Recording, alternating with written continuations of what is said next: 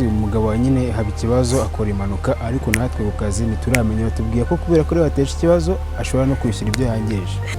Aha ngaha kabona ko n'uriya muturage amaherezo azagurirwa, ariko se hano hazaboneka abakozi, hari ibikoresho nohereje.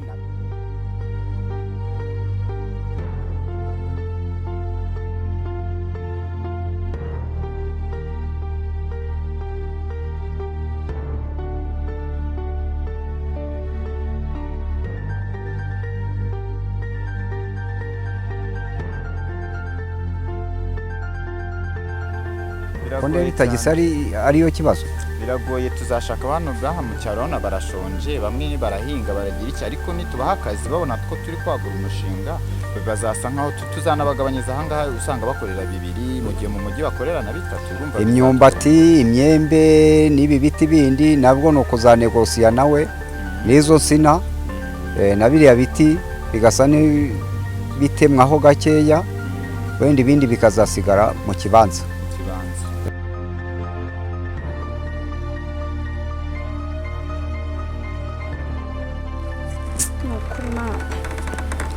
Kose ako se wewe waje wishyiramo akanyabugabo ukareba nimba batora n'agatege nk'ubwo uzajya wigira gutyo bigende bite. Aha arumiwe. Umva genda neza utagwa, genda neza. Umva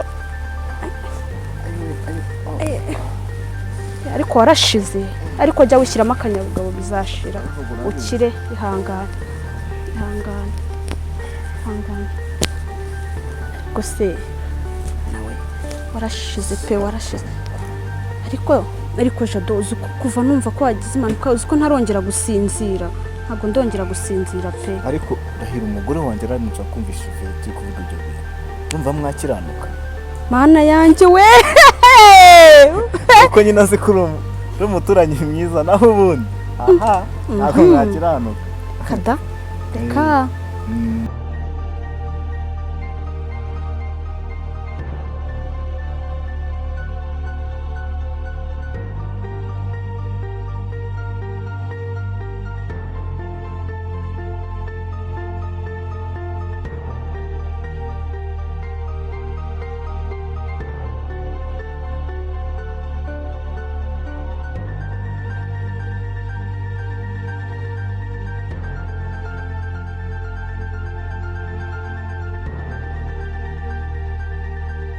Jado ngakirarya n'akanike yakuzi ko watakaje amaraso.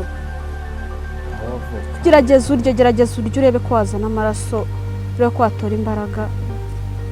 Gerageza rega utari Yesu urabona wabyuka. Gerageza gatoya.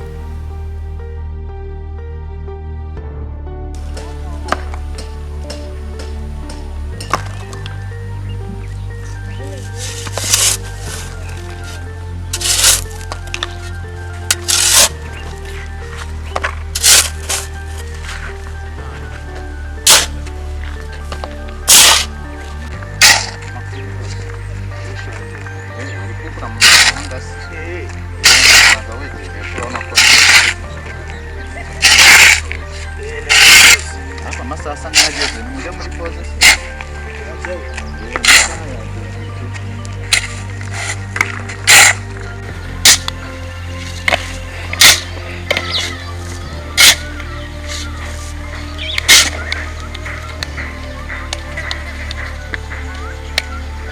Kazaba ari dande man. Masaha yageze imana ya pause. Amasaha byo yageze bose nawe bagenda bayika. Twegere muri pause man. Genda.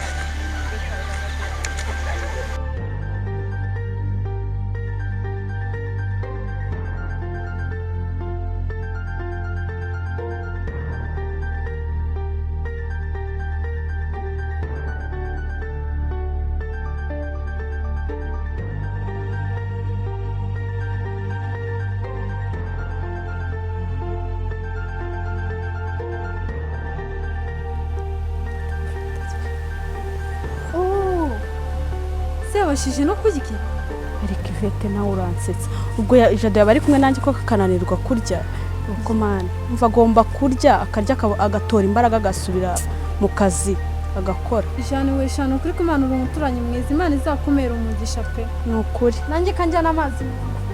Ngaho nyarutsa amazi.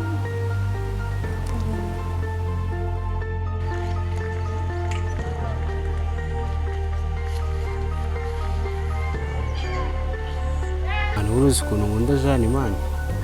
Jane? Jane ndamwemera bya fo. Ese wera Jane niyo mukobwa abonye hano muri karitsiye urenze?